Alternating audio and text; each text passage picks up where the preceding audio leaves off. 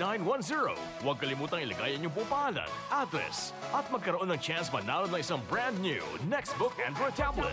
Makinig at manalo mula sa himpilan ng bawat Pilipino. Handog sa inyo ng 8 Media Broadcasting Corporation. This program is brought to you by 8 Media Pro Incorporated.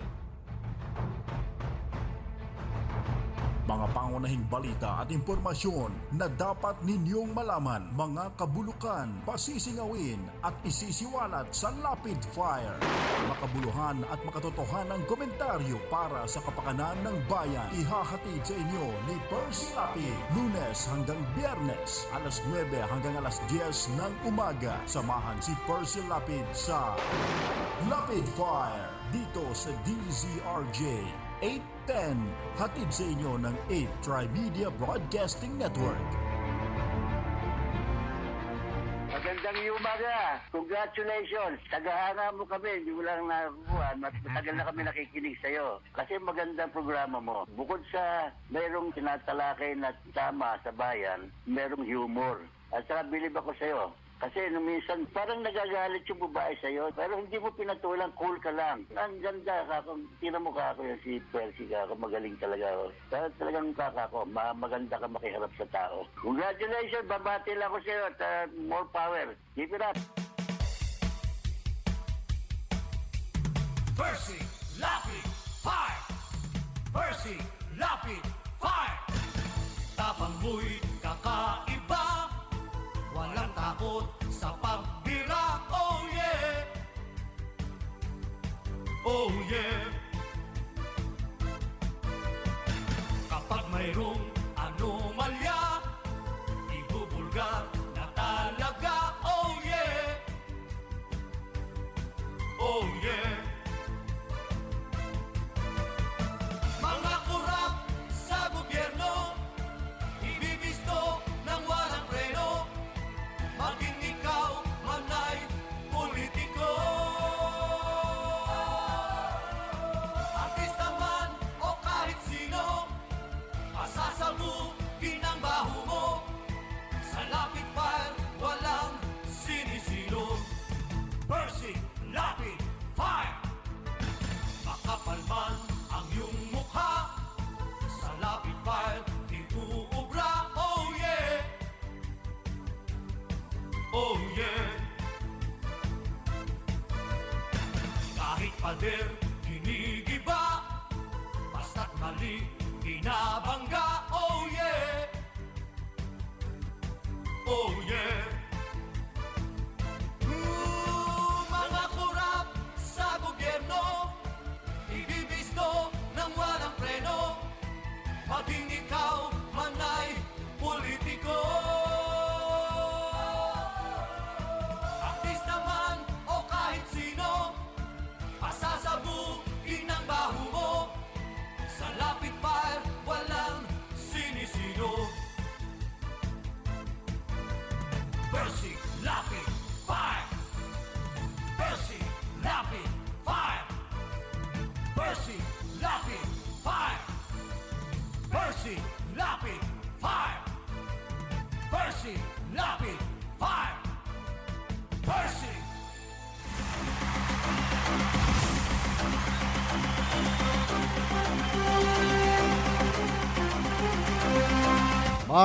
Magandang umaga. Ito po si Percy Lapid. Ito po naman si Peter Tolastas. Magandang umaga po sa lahat po na nakikinig dito sa Lapid Fire ni Ka Percy Lapid. Ito po si Atong Ma. Mga kaibigan, muli po kaming mag-aanyaya sa loob ng isang oras para po sa mga talakayan. Marami po tayong pag-uusapan. Sa mga nais pong magbigay ng reaksyon, bukas po ang ating palatuntunan. Pwede po kayong tumawag sa ating landline. Ang number po ay 412-0288. Samantala ang ating text line po naman ay 0977-342-1644. Tayo po ay sabayan ding napapanood at napapakinggan sa buong mundo sa pamamagitan po ng live streaming. Meron po tayo sa YouTube, meron din po tayo sa Ustream. Pero dun sa mga nais manood po, i-type lamang po ninyo atrymedia.com. Pag nandun na po kayo sa website ng Atry Media, i-click lamang po yung broadcast live. Pag na-click nyo po yung broadcast live, meron po dong YouTube link. Pindutin din po ninyo, i-click din po ninyo yon at lalabas na po ang mga live broadcast natin, pati na rin po yung mga recorded broadcast. Yung pagkatapos po ng mga programa ng Atry Media na inyong napapakinggan mula po sa ganap na alas 9 ng umaga hanggang alas 7 po ng gabi. Dito lamang po sa himpilang ito ng DZRJ Radyo Bandido, 8 Gs sa inyong mga talapihitan. Samantala, magsama-sama po tayo hanggang alas 10 sa pagtatanghal ng balita, impormasyon at mga isyong may kinalaman sa bayan. Lahat isisiwalat ng walang takot, lilinawin, hihimay-himayin, matapang, ngunit malalim at makatotohanang komentaryo sa Lapid Fire. Lapid Fire, kasama si Percy Lapid.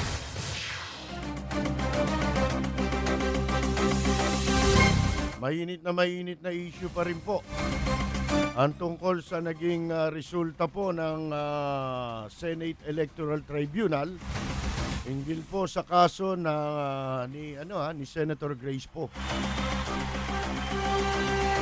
Sapagkat ito po idudulog daw sa Korte Suprema. Iwan natin, alam nyo, sinasabi nila politikaan niya. Politikaan niya. Meron bang hindi politika ngayon? Wake up, wake up. Wake up. Little Susie, wake up. Sabi nga ng Everly Brothers. Sa Tagalog po, hoy, gising. Baka hindi nyo naiintindihan na lahat dito, wala nang hindi politika. Supreme Court man, politika rin yan. Ano tawag nyo dyan, di ba? Numbers game. Kaya mag-waiting na lang tayo. Total, mahilig tayo sa number. Puro number yan. Ang nanalo po yan. sa waiting, kamakalawa ay, ang numero po ay 5-4. Yan po ay ayon sa waiting ni Eddie Caballo. Kaibigan ni Amado Tado Bagaching. Yan po ang bola, lumabas 5-4. Decision sa set. Maraming tatayan yan. Maraming tatayan yan. Tinamaan Tinamaan na ni Grace po Tapos na Kaya nga, tumama na si Grace po. Ibahin naman natin ngayon, Supreme Court, 15 yun. Hindi ba? Tsaka mahal doon. Tatlo na yun Tsaka mahal na nga Unang-una, marami yun. Diba? Mga kaibigan para lang tayo yung nito naglulukuhan tayo. Politika. Talagang politika yun. Ba't ka magme-member na senador dun? Ano ba yung senador? Di ba politiko yun? Unang-una, yung kaso nun, bakit ba pinadidisqualify si Grace po? Dahil sa politika. Yan ba kung hindi tatakbo sa politika ipapadisqualify ba yan? Hindi. Meron bang ku-question na ito foundling? Di sana kinwestiyon din nila yung foundling na nagkalat dyan sa lansangan, di ba? Ang daming foundling dyan. Meaning to say, hindi kaso talaga ng legality. Kasi meron din tayong batas tungkol sa foundling. Tama. Hindi ba? Oo. Kung talagang ang issue lang nila, foundling. Ang ibig sabihin nun, ayaw niyong patakbuhin. Tama. Simpleng sa bottom line, ika nga. Yun ang pinaka-bottom line. Kaya kayo nagpa-file, itong mga gago, nagsisipag-file ng kaso, paano? Mga member to ng SSS Ano SSS? Social Insecurity System. Nagliliyap na mga komentaryo, maanghang na mga batikos. Ito ang Lapid Fire ni Percy Lapid. Lapid Fire.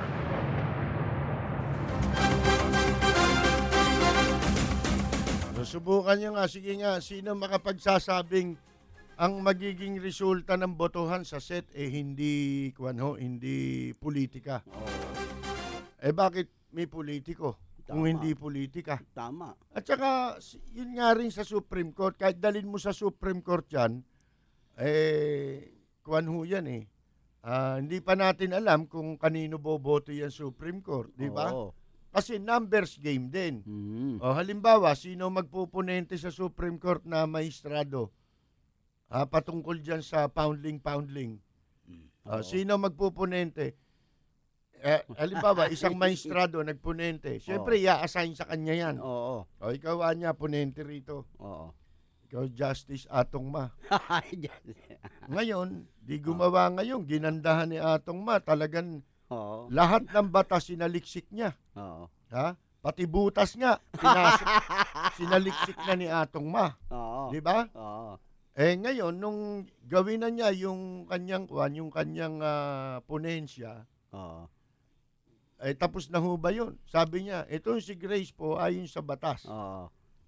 Siya ay poundling. Oo. Siya ay walang citizenship, wala siyang Oo. hindi mapapatunayan na siya ay natural born. Oo. Pwede ho si Sarian. Sarian. Pag hindi ka natural ang panganak sa'yo, Oo. si Sarian siguro yun. Sarian. Di ba? Ngayon, di yun. Yun. Pabor sa mga may gustong ma-disqualify, halimbawa si Grace po, Naku. pabor sa gusto nila yung ponensya. Yan. Hindi ba? Oo. Yung bang ponensya na yun yung isinulat nung ponente, Oo. na desisyon. Yun na ba desisyon? Hindi pa yun. Magiging Numbers game. desisyon lang yon kapag yun ibinoto ng nakararaming miyembro ng mga maestrado ng Korte Suprema. Yun ang tama. Hindi ba? Oo. Pero, kapag merong, tawag doon, yung salungat, Oo.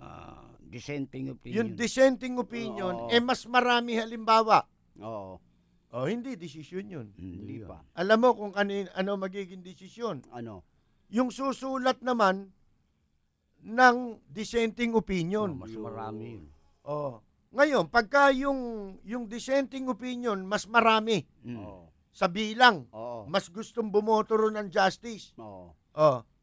Yung bang maganda na hindi pabor kay Grace po ang masusunod na desisyon? Hindi. Ang masusunod, yung pong dissenting opinion. Oo. Yun ang magiging batas. Tama. Nangyari yun nung panahon Leonin. Hindi, tanggapin natin ang katotohanan. Oo.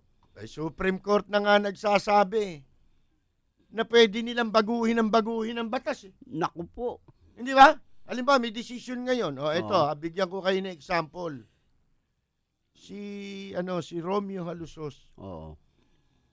Hindi ho ba yan convicted sa kasong rape?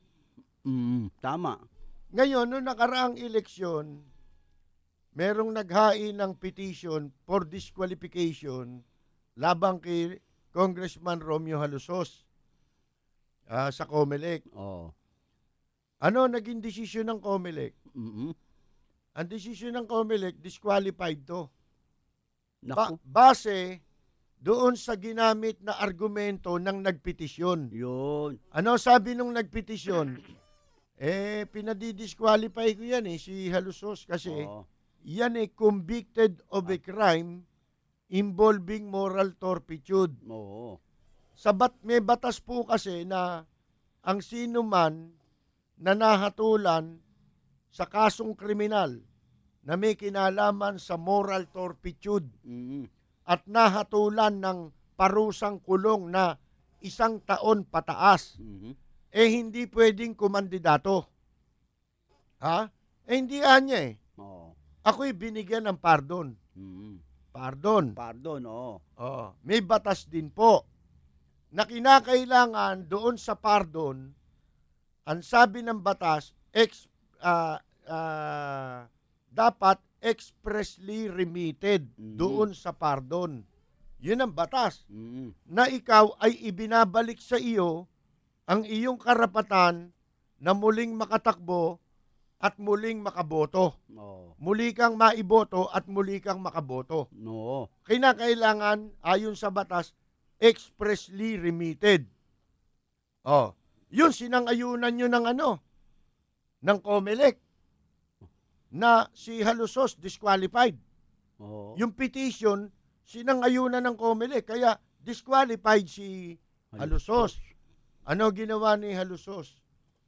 Tumakbo siya sa Korte Suprema. Mm. Para ang trabaho kasi ng Korte Suprema, liwanagin kung tama o hindi tama yung desisyon na ipinataw sa kanya ng COMELEC. Yun. Yun ang liliwanagin ng Korte Suprema. Tama. Pagdating sa Korte Suprema, sabi ng Korte Suprema,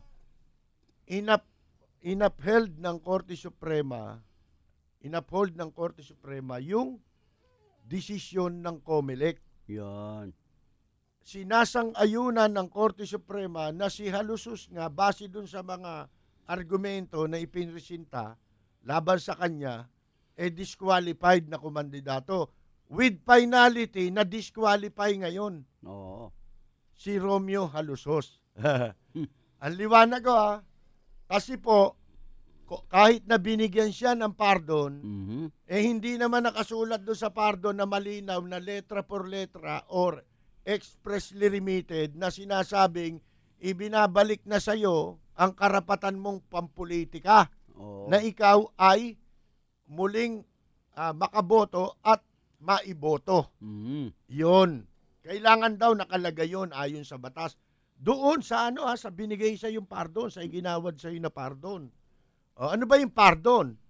Yung pardon, binibigay sa iyo para masuspindi na muna pansamantala yung iyong sentensya, yung hatol sa iyo na parusa, na kulong. Binibigyan ka ng pardon. Pero hindi yung pardon, hindi yung ibig sabihin kung binigyan ka nun, wala ka ng kasalanan. May kasalanan ka. Convicted ka Oo. Kaya lang, binigyan ka ng pardon. Yun. Para suspendido muna yun. Hindi ba? Oo. Kasi meron pa rin batas na yung pardon, halimbawa, ikaw, kriminal ka, binigyan ka ng pardon, pinalaya ka na. Oo. Pero hindi ka na pwedeng umulit sa katarantaduhan ginawa mo. Hindi ka na pwedeng lumabag sa batas. Oo. Tama. Dahil pag lumabag ka sa batas, may condition yun Oo. Yun ang tinatawag na conditional pardon Mhm. Hindi ba? Tama. Na sinasabi na kasi yung hatol sa iyo, halimbawa nung hinatulang ka maparusahan, Oo. may mga pa yun accessory penalties Oo. na sinasabi. O may mga kasamang parusa pa yun. Hindi lang yung halimbawa, hinatulang ka na mabilanggo ng habang buhay. Hindi lang yun ang hatol sa iyo. Mhm. Pag habang buhay ang kaso mo o 1 taon pataas, Oo. hindi lalo yung habang buhay. Oo. Ang sinasabi, hindi ka na perpetually disqualified ka na humawak ng anumang posisyon sa gobyerno. Perpetual disqualification from holding any public office. Yun ang accessory penalty, nakasulat yun sa mga desisyon. Mm. Di ba? Tama. Ginagamit nilang katwiran, pinardon ako tarantado ka pala Yan pardon, may kondisyon yan. Oo. Pwede mo lang maibalik sa'yo yung matanggal yung perpetual disqualification sa'yo at maibalik sa'yo karapatan mong mag-exercise ng political right mo. Oo. Kung yun, isinulat dun sa pardon. Yun. Hindi naman isinulat. Kaya disqualified si Halusos. Oo. Hindi ba? Kailan na bago yun? Hindi pa nagtatagal yun, Oo.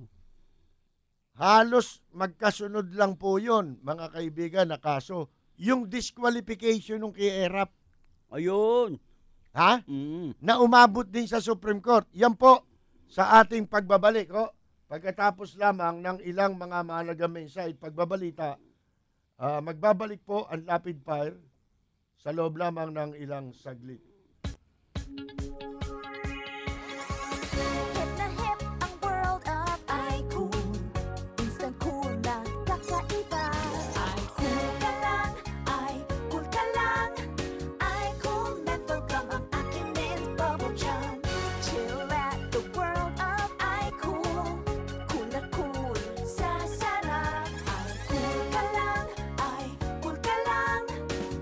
Get cool with iQool. Enjoy a different kind of cool with iCool. Cool na cool habang inuunguya. Cool na cool habang ikaw ay nagsasalita. iCool Menthol Gum. Minty, gummy, long-lasting nguya. Long-lasting cool. iCool Mentholated Gum and iCool Cherry Mint Gum. What can you say in 1 minute?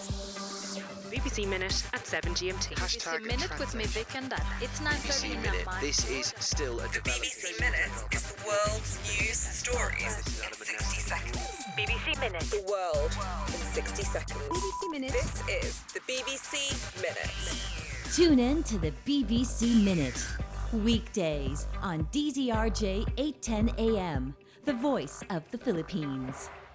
Ladies and gentlemen, ito na siguro ang pinakamabilis na radio commercial mula sa IBU Fluid Medical 400. May Rapid 400 formula, kaya kumpara sa isang mefenamic acid, mas rapid kumalat, mas rapid tumalab, mas maagang magpaginhawa ng matinding sakit. Lipat na sa Medical 400, the fastest medical for the worst pain. Ibuprofen is the generic name of Medical 400. If symptoms persist, consult your doctor. balita, impormasyon at mga isyong may kinalaman sa bayan. Lahat isisiwalat ng walang takot. Lilinawin, hihimay-himayin, matapang, ngunit malalim at makatotohanang komentaryo sa Lapid Fire. Lapid Fire. Kasama si Percy Lapid. Okay, magpapatuloy po tayo mga kaibigan, no? Ito, 'di ba? Si ERAP din po pinadisqualify yan noong 2013 election. 2010 actually pinadisqualify siya eh. Tama. Ngayon, noong 2010 hindi siya hindi naman na-desisyonan yung kaso niya eh. Oo. Hanggang sa natapos ang eleksyon. Kaya ang sabi na lang ng Korte Suprema, gumawa na lang sila ng kanilang parang resolution na wala na tayong i-disqualify, moot and academic na. Kasi tapos na eleksyon, natalo na yung padi-disqualify. Oo. Ano pang sa isay na mag-disqualify tayo na tapos na ang eleksyon at natalo? O, di ba 2010? Ngayon, tumakbo siya noong 2013 bilang alkalde sa Maynila, pinitisyon din siya eh. Oo. Pinadisqualify din. Magkaibang bas yung ginamit ha. Doon sa 2010, constitutional provision ang ginamit doon. Yung ang presidente hindi na pwedeng kumandidato pa. Ang duda ko nga, kaya ibinitin yung decision ng Korte Suprema, deliberate. Oo. Na ibinitin nila yung paglabas ng desisyon, tineknikal nila, para na sa ganon, si Gloria makatakbo. O yan. Hindi ba? Oo, tama. Kasi tumatakbo si Gloria noon na congressman pababa na siyang presidente pero tumatakbo siyang congressman di ba? Oo. Kasi kung i-disqualify nila si ERAP sa presidential, disqualify din si Gloria. Oo. Kasi tama. hindi naman sinasabi dun sa Constitution kung ano yung posisyon na hindi na pwedeng kumandidato, nakalagay no re-election Nako. No re-election saan? Yan. Hindi ba? Oo. Sa presidency ba yon? Sa anong pwesto yon? Ngayon, noong 2010, yun. 2030 naman, pinadidisqualify siya bilang kandidato sa local alkalde sa Maynila. Ang provision naman na pinagbasihang batas, yung kamukha nung batas na ginamit kay Halusos. Kaparehong-kapareho. Ha? Ngayon, ano naging resulta? Tandaan nyo si Halusos dinisqualify ng COMELEC. Ha? Sa COMELEC pa lang. Nung si ERA, pinailan ng disqualification sa COMELEC. Ano ginawa ng COMELEC? Pinaburan. Nako. Pwede raw tumakbo si ERA. Nako po. Ha? Dahil meron yatang kinasangkapan silang husgado dyan sa Maynila. Oo. Na pwede raw kumandidato si ERAP. sinong gagong judge yun? Ang disqualification ng kandidato, Oo. hindi judge ang nagpapasya. Oo. Ang nagpapasya niya ang COMELEC. Tama. Ngayon, kaya lang nagpapasya ang Korte Suprema pag dumulog ka ron, hindi para sabihin ng Korte Suprema o sila, Oo. ilagay nila sa sarili nila na ikaw disqualified. Yun. Sila magdi-disqualify sa'yo. Hindi. Sasabihin nila kung hindi ka dapat ma-disqualify o dapat kang ma-disqualify dahil nililiwanag nila kung tama yung desisyon laban sa'yo. Di ba? Oo, tama. Ganon. Pwede. Ito Ayan na po. Ayan na. Nung si Erap na, pwede. Ba? Kita mo? Oo. Ha? O di pumunta sa Supreme Court. Ang tagal pa nga eh. Tinagalan pa nga eh. Oo. Tsumempo pa eh. Maraming magic nangyari. Di ba? Oo. Ano nangyari? Ayan. Lumabas yung ponensya. Ayan na. Nag-leak na yung ponensya. Oo. Hindi natin alam kung deliberate yun Oo. o hindi. Kasi normally sa mga ibang panahon na nagdaan, Oo. hindi po ginagawa ng Korte Suprema na mag-leak yung yung kanilang desisyon. Ito ngang set kung ano-ano yung desisyon ng nililik dyan Baliktad di ba? Oo. Disqualified daw si Grace po 5-4. Oo. Baliktad yun Yun yung unang pinalalabas. Oo. O ngayon, dito tayo sa Korte Suprema. Oo. Magtataka kayo bakit nilik Yun. na si Erap disqualified doon sa sinulat na ponensya ni Marvic Leonen. Oo. Sa kanya na-assign yung pagiging ponente para doon sa disqualification case. Tama. Yung mga ginamit na basihan ni Leonen, nadagdagan pa kumpara doon sa kaso ni ni Halusos Oo. Nadagdagan pa siya ng mas mabibigat na argumento Ha? Ay, tandaan nyo ang disqualification nila is ab initio. Kamukha nung kay Halusos. Tama. Ang ginawa doon, yung si Halusos, walang karapatang mag-file ng Certificate of Candidacy. So, yung ipinail niya ay invalid yun. Wala na. Kung nagtagumpay yung kaso labang kay Grace po sa set, ganun din yun, ab initio yun. Yun. Ibig sabihin, nung nag-file siya bilang senador, disqualified siya, hindi dapat tinanggap ang certificate of candidacy niya. At tinanggap, baliwala yun. Wala na. At hindi rin pwedeng gamitin. Eto nga, mamaya naman yun, Oo. Di lumabas yung ponensya ni ni Marvic Leonen. Ano nangyari? Yan. Nakatulong ba yon o nakasama? Nakasama sa rule of law. Naku. Bakit ho? Kasi itinransmit mo dun sa apektado Hindi ba? Tama. O di nakapaghanda yon. Oo. Di ba? Makakagapa ngayon yun na parang gagapangin ngayon sa iba dadaanin yun. Tama. So, nagkaroon ng botohan. Oo.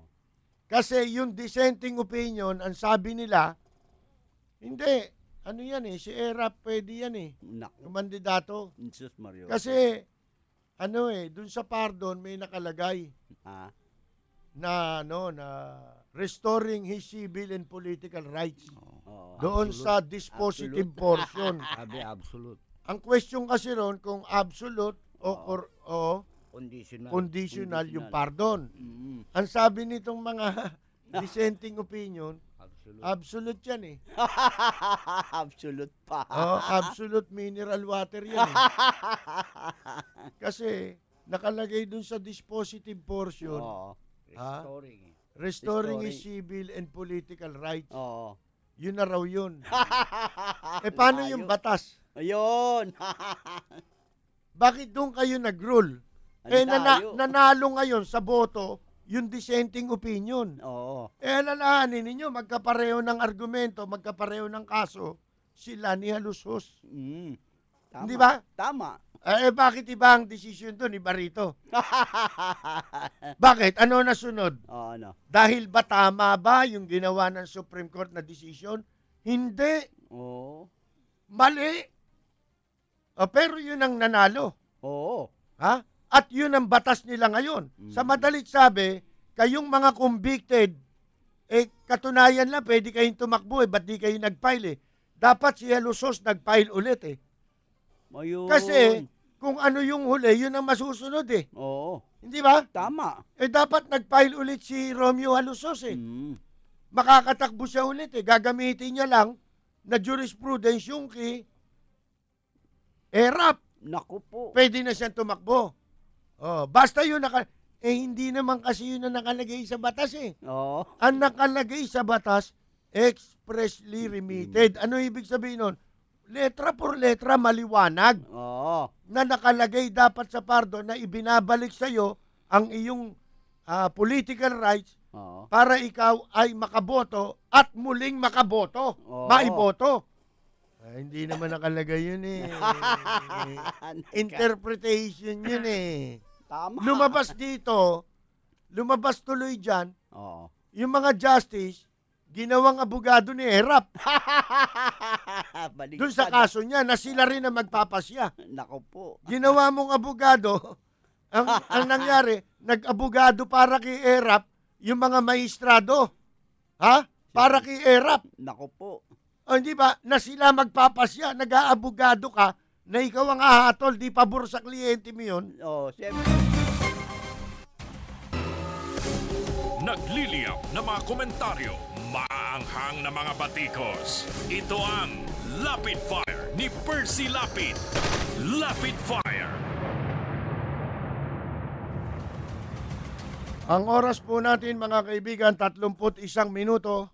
Makalipas na po ang alas 9. This time check is brought to you by IB Fluid Medical 400, the fastest medical for the worst pain.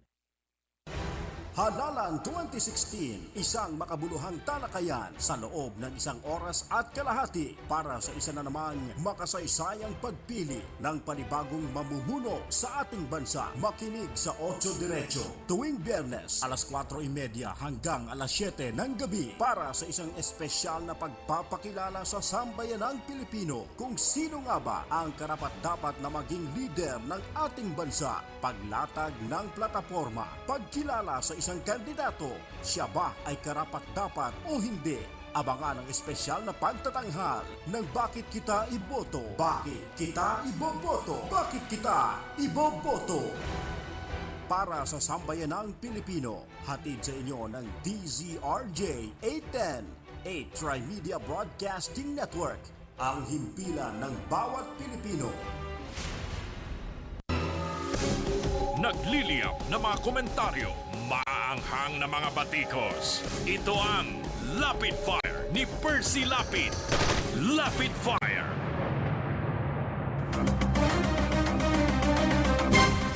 Okay, magpapatuloy tayo. Ayan, kaya huwag niyo sasabihin, politika yan, politika ito.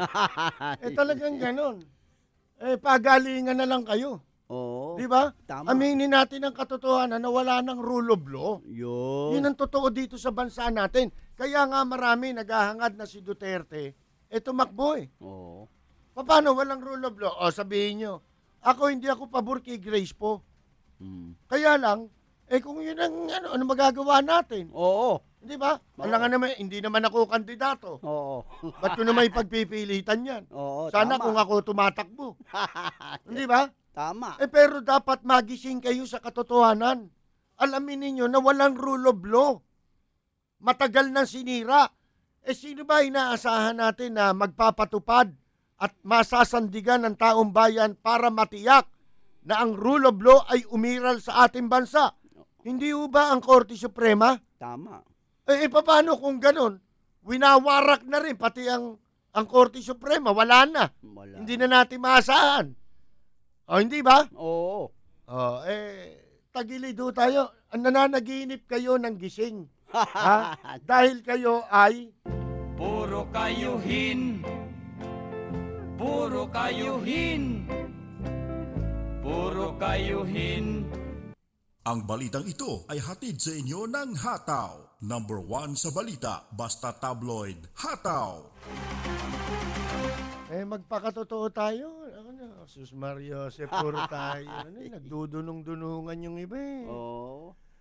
Alam nyo, pag nakinig kayo sa mga abogado, pagdating dyan sa politika, argumento rito, isipin mo yan, pare-parehong abogado yan. Oo. Iba sinasabi nitong isa sa sinasabi nung isa. Mhm. Ha? Bakit ganun? Pareho lang kayo na swimming pool na nilanguyan Oo. Di ba? Tama. Isang batas lang ang pinag-aralan nyo eh. Ba't nagkaiba-iba kayo ng opinion? Oo. Alam nyo na. Kasi yan, meron silang agenda eh. Yun. Di ba? Meron silang gustong paboran. Yan. Kaya sila, alam nyo naman, gusto nga ng abogado, magkakaso tayong lahat eh. Walang kaso, walang abogado. Parang doktor yan, gusto ng doktor, magkasakit tayong lahat. Yan. Pag walang kriminal, walang pulis. Walang pulis. Walang pasyente. Walang pasyente. Ang pulis naman gusto lagi may kriminal. Gusto na may kriminal. Pag wala wala silang trabaho. Kaya pag wala ng kriminal, magtanim na lang tayo ng bala. Tanim ng bala. Gawin natin kriminal to kahit hindi. Sanay. Hindi ba? Oo. Ganun na nangyayari. Pag wala sunog, walang bombero. Kaya gusto ng mga bombero, may sunog. Yun. Simplihan na lang natin ang mga katotohanan. At sabi nga ng Everly Brothers, wake up little Susie. Gising. Gumising ka. Wag na tayo yung maarte pa kayo na. Bla bla bla bla bla bla. Ang antayin nyo, desisyon. Yun. Katulad niya, nung nagdesisyon ang set, di nakita natin ngayon ang katotohanan tungkol sa politika. Sino-sino itong mga gustong magpa-disqualify kay Grace po. Yan, buko. Di si Binay. Nabuko. Samantalang nung una, nung pinagsasasampahan ng kaso si Grace po, ang pinagbibintangan, yun daw si Marojas daw, tsaka Liberal Party. Saan mo ikukonekta ngayon yung Liberal Party dyan? Si Bam Aquino nga, bumoto ng pabor kay Grace po. Si Bam Aquino, bukod sa pinsan ng presidente, Liberal Party pa yan. Liberal yan eh. Hindi ba? Tama. Kanan ninyo. Pero yung iuugnay mo, si Binay, sila Erap, ang may kagustuhan na si Grace po ma-disqualify. Sila gumagawa ng demolition job. Pwede mong iugnay. Bakit? Unang-una, yung Rizalito David. Yung Rizalito David, tumakbong senador noong 2010. Ang partido nila, party-party yata. Hindi. Party-party. Kapatiran. Hindi, kapartihan. Kapartihan ko to eh. Yun. Yung kapartihan nila, 3 sila tumakbo, pero talo silang lahat. Ngayon, nung matalo silang lahat, asan ngayon yung isa ron? Yung isa, di ba, pusakal na taga-tahol ni Binay? Si JB Bautista. Tama. Yung may balbas pa na nanggugulo sa Senado.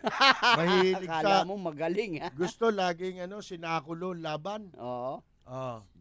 Yun namang si David, yan ang kasama nun. Yun. Tapos, sino ang abogado ni Rizalito David? Ang apelyido Luna.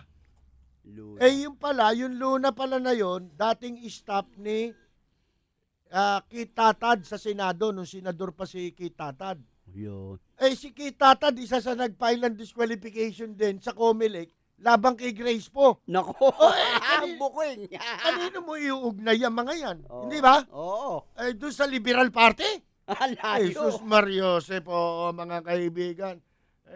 Anak ka ng pu. Anak ka ng pu.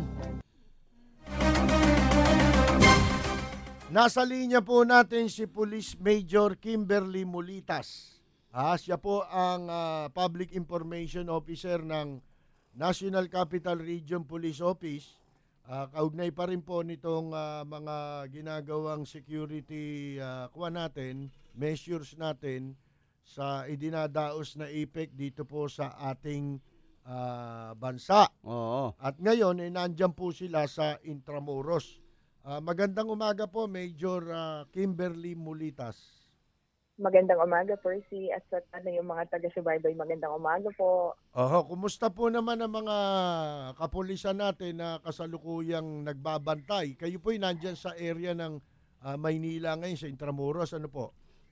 Oo, well, mga pulis natin, pagod, puyat, pero natutuwa pa rin kami na maayos naman lahat yung kalagayan ng ating APEC hanggang ngayong araw na ito.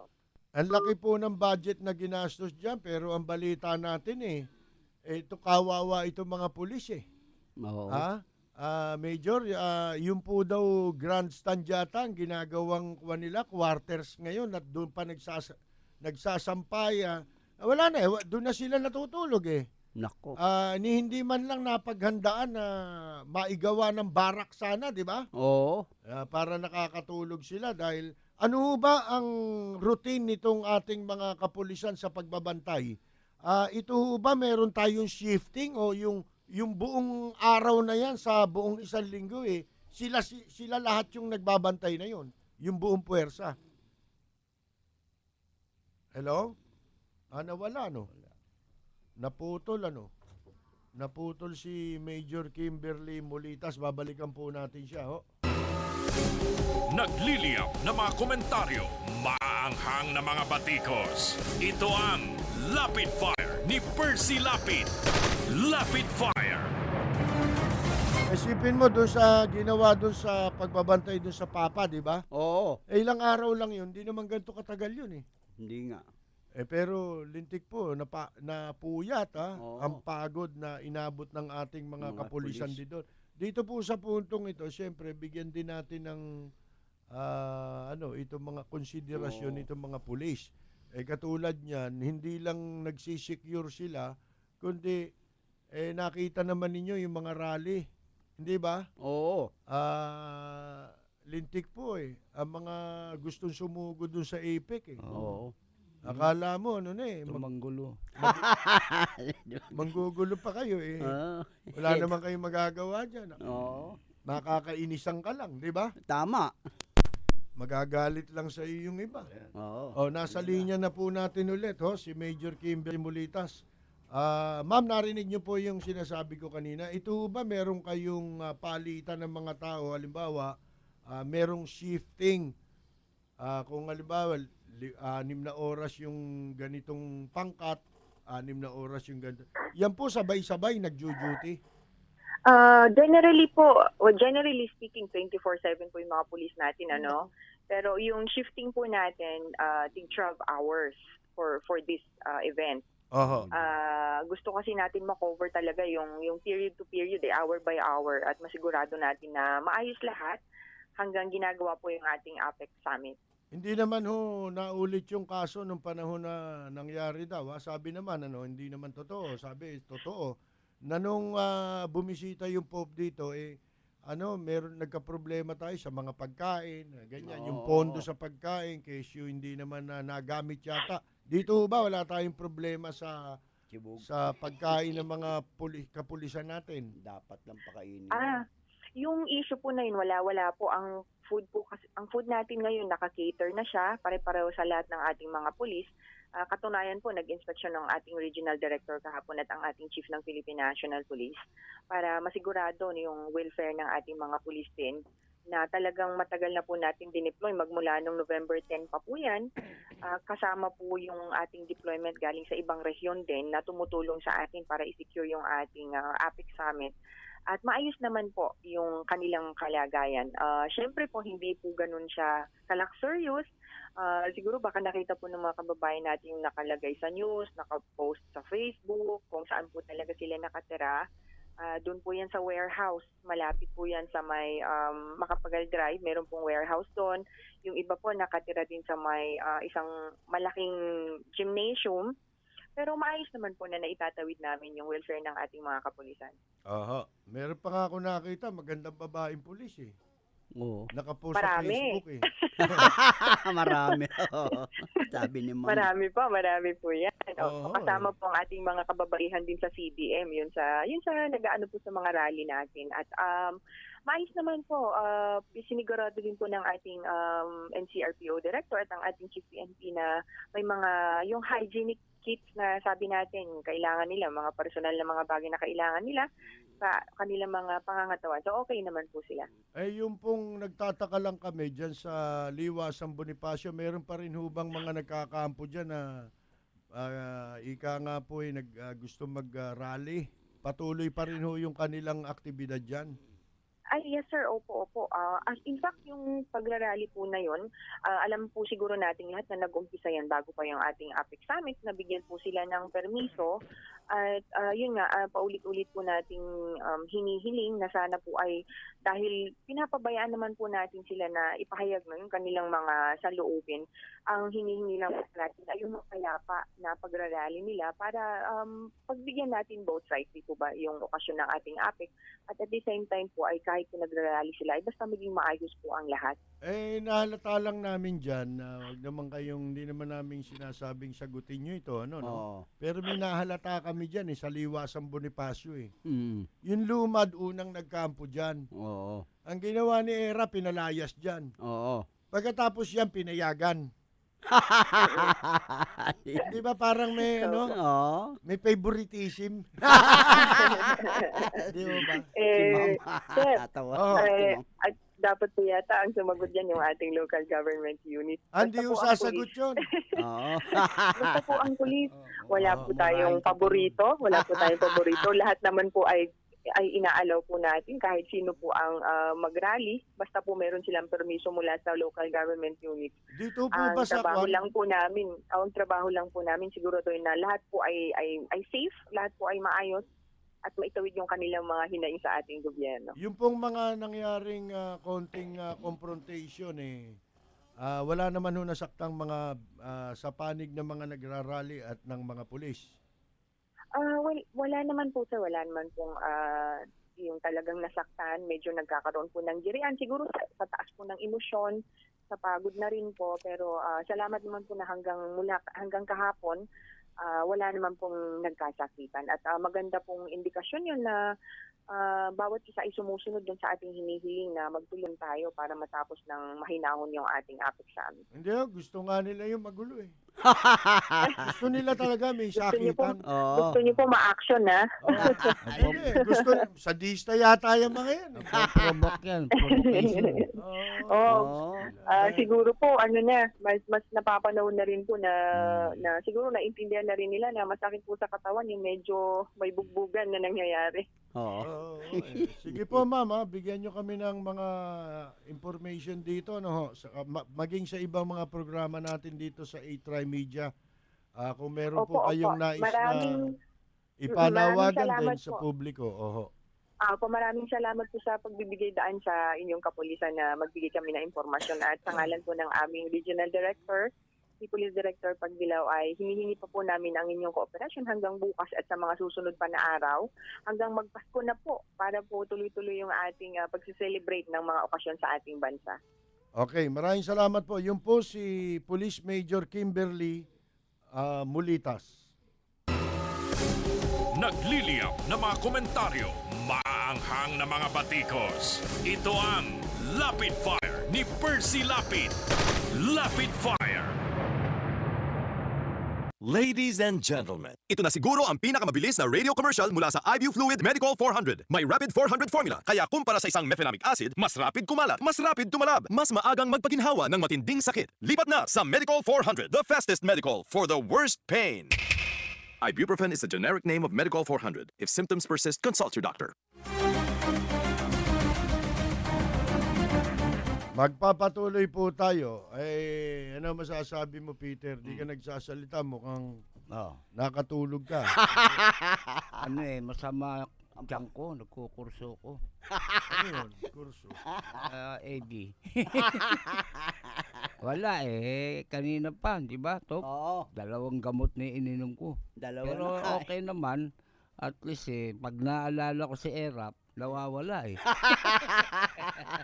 Tingnan mo yan, yung sa Marikina. Ano nangyari yan? Di ba, kaya siya nagpunta ron sa Marikina, napilitan siya magpunta ron, puntahan yung mga tao ron para makapag-press release siya. Ba? Kasama media, di ba? Alam niyo kung bakit? Kasi binati ko sila eh. Tama. Ng international human rights advocates, mga organization na nagpunta rito. At kinukondena yung ginagawang paghakot sa kanila, pag-aresto sa kanila. Actually, arrest yun eh. Yung ginawa nila eh. Tapos pagdating doon, abay, sa harap ng media, pero mas gusto ng media yun ha. Yung hinahamak nila, yung mga taong binagansya na kinulong doon sa Boys Town. Eh, sabi nga nung tumawag sa atin, nung mapanood niya raw si Erap sa Boys Town, doon pala bagay si Erap. Hindi pala sa City Hall. Ang ginawa niyan, illegal arrest yan. Di ba? Basta may kukulong yung tao, ano kaso? Yung kasong bagansya, wala na noon, di na uso yun. Panahon pa ng kopong-kopong yun, inalis na ng korte yun. Di ba? Tama. Si Era pala, mainit yata ulo. Tsaka hindi mo napansin yung tinatanong ko kanina. Ba't yung lumad pinaalis doon? Ayun. At pagkatapos pinayagan yung iba. Paano? Di ba matagal na nating sinabi yun na itong mga nasa kaliwa, ginagamit ni Erap laban sa gobyerno. Hindi ba? Saan ang gagaling ang pondo niyan? Di ba may balita nga na naglabas sila ng daan-daang milyon para pondohan yan dahil para makaganti sila sa ginawang pagkulong kay Jinggoy Estrada. Hindi ba? Ayan, hindi kayo mag-rally labang kay Erap. Tama. Di ba? Tsaka yung human rights. Commission on Human Rights, walang ginagawa. Bakit hindi nyo harapin yan si Erap? Mag-rally sabi pa dun sa mga nakakulong doon, kinulong nila sa Boys Town. Ang sabi, kayo anye. Pansit na, inyo ng pansit. Sabi, gusto nyo, doon kayo, natutulog kayo sa karsada. Pag wala kayong malamon nagnanakaw kayo. Ay naman mga kaibigan. Masyadong nilait-lait yung mga tao. Masyadong paglait. Ewan ko kung paano nagagawa yun na ipikit ng mata yung mga medyang kasama nila. Yung ganong ginagawa ni Erap. Pagkatapos sasabihin mo, ikaw makamahirap. Nako. Di ba? Yung pala mahirap kausap itong taong ito. Mahirap bigyan ng pagkakataon itong taong ito. Yan ang ginagawa nila. Ngayon, nananawagan po tayo ulit. Ito, may bago tayong impormasyon. Kung matatandaan po ninyo, kahapon, meron tayong panawagan dito na yung isa pong kababayan natin sa Japan na si Annalie Agtay Mendoza, matagal na po itong nakulong sa Japan. Hanggang ngayon, nandun po siya pero malapit-lapit na po siyang lumaya pero bago siya lumaya, nilolocate po yung kanyang mga kamag-anak dito para maipagbigay alam sa kanila yung mga bagay-bagay importanteng dapat nilang malamang impormasyon tungkol dito sa kanilang anak at kamag-anak na si Annalie Agtay Mendoza. Siguro ngayon mga 50 years old na to. Kasi mahigit 10 taon na siyang nakulong doon na nakakulong ito'y nakulong dahil sa kaso ng kung tawagin murder for insurance. Ngayon walang makuhang impormasyon po yung mga tao na gustong malocate itong pamilya. Pero ngayon meron na ho tayong natanggap na karagdagang information. Ang pamilya raw po nitong si Annalie, alam nyo kung saan nakatira? Saan? Dito raw sa Maynila, nakatira sa bangka-bangka. Parang badyaw, Oo. Kung ito po, ang impormasyon na ipinadala sa atin, baka po pwede ninyong tignan yan sa Baseco. Diyan merong ganyan. Bangka-bangka. Oo, di ba? Yung tabi ng dagat yan Oo. Diyan may mga bangka-bangka na ginagawang bahay ng mga kuwan dyan, walang bahay. Wala nang lugar Doon na sa sila lupa, natutulog. O baka nandito yan eh. Baka Pinananawagan natin kahapon, nasa Batangas yung kanilang mga di ba? Oo. Posibleng. Kaya kung sino po may mga nakakakilala, dito kay Anali Agtay Mendoza na kilala rin po siya bilang Anali Sato Kawamura. Oo. Nakakulong ito sa Japan. Yung mga kamag-anak niya rito, baka po meron kayong maibibigay na impormasyon. Tawag nyo lamang po dito sa A-Tri-Media sa programa natin. At para matulungan din natin sila, para malaman nila ang kalagayan ng anak nila na malapit ng lumaya. Ang POEA po, inutil yan eh. Sa kaso nga lang ni Aling Gloria Ortinis, inutil yan eh. Tama. Pagtatalunan pa ba yun kung sinong dadaan sa proseso? Mga gunggong. Pwede nyo expedite yan. Pwedeng kayo mag-assign ng recruitment agency niyan. Pati principal niyan. Alam nyo lahat yan, di ba? Tama. Pati foreign principal na accredited doon sa mga accredited din na license agency dito kayang-kaya nyong gawin yan. Ako, tama. Tigil-tigilan nyo nga kami nung nabubuhay si Tonton. Lahat ng kaliwa, ginagawa ng POEA. Tatak ng tatak yan nakakaalis lahat yung talent nung kahit mga entertainer Isipin mo, bawal umalis ang entertainer nung wala sa tamang gulang. Halimbawa, 20 plus, 23, pataas. Dati may age requirement, ewan ko ngayon. 15 years old, nakakaalis Ay? Kaya pag uwi dito, yung babae sakang. Hapon na, tsura. Kala mo, bagong baba sa kalabaw. Hindi sa aeroplano sumakay Saan? Parang sa kalabaw bumaba hindi sa aeroplano. Sakang na yung bata bata. Napalaban na sa Japan Napalaban na. Mga kaibigan. Ayan baka saan pa ba meron mga bangka-bangkang tinitiran yung mga tao? Diyan yata sa Las Piñas meron din diyan. Nabotas din. Yan. Marami diyan yung mga pamilya diyan. Siguro ibig sabihin nito Metro Manila, hindi Maynila lang. Hindi lang, marami ho yan. Marami. Yan, isa yung lugar na yun. Baseco. Baseco. Ano pa? Parola. Ano? Parola. Nabutas. May butas ba ron? Nabotas. Nabotas. Ay, taga dyan si si Loco. Man dyan, sino yun?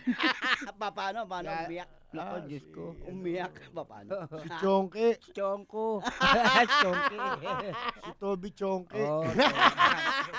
Chongko tuloy. Ay, magpaalam na kayo. Sige, ito po si Peter Talastas. Maraming salamat po sa lahat po ng sumubaybay dito sa Lapid Fire ni Percy Lapid. Ito po si atong mabuhay po kayo. Mga kaibigan, ito po naman si Percy Lapid. Kami po'y babalik bukas. Si Rose hindi pa po natin kasama dahil nasa Apex siya. Siya ang delegate namin dun sa Apex, si Rose na Binario. Babalik yun sa Lunes na yun. Mababasa nyo na lang kanyang mga istorya doon po sa Hataw, sa Payagang Hataw. So, ito po si Percy Lapid. Ang tabayanan po ninyo, susunod na ang programang Katapat at Karancho kasama po si Manila Mayor Alfredo Lim. Hanggang bukas na muli ang pagbabalik ng ating programa. Maraming salamat sa inyong pagsubaybay.